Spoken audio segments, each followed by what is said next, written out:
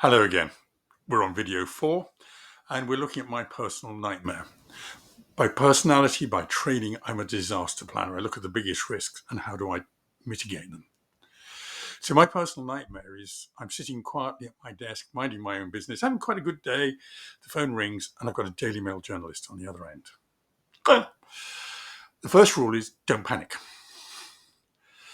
Once you stop panicking, what do? Well, actually, what you do is you start now while you haven't got a problem.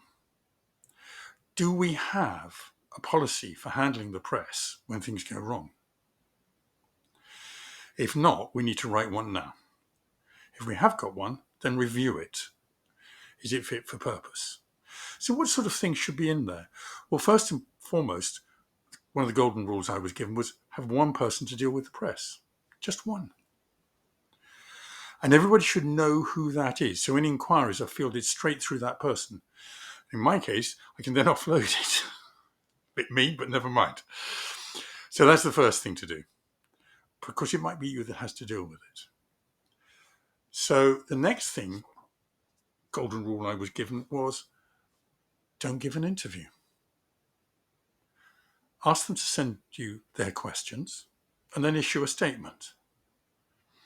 And think about this. Reflect on news broadcasts where you see the reporter saying, we asked organisation for an interview, they declined or said they had no one available, but they have given us a statement.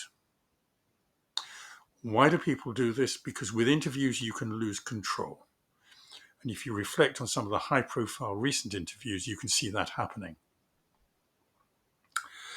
So you've dealt with the initial inquiry, you've sent out your statement. What do you do next?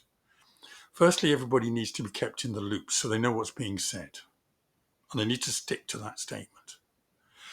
Secondly, you really need to report this to the Charity Commission. There's reporting of serious incidents, and I would view this as a serious incident.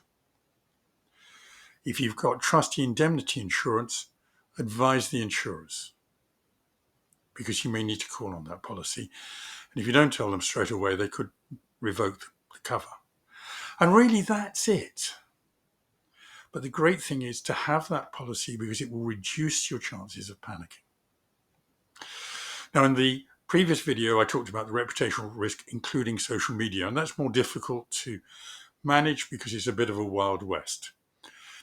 The best way is to try and head these things off, and there are internet tools. Some of them are free. Look at what Google offers and others.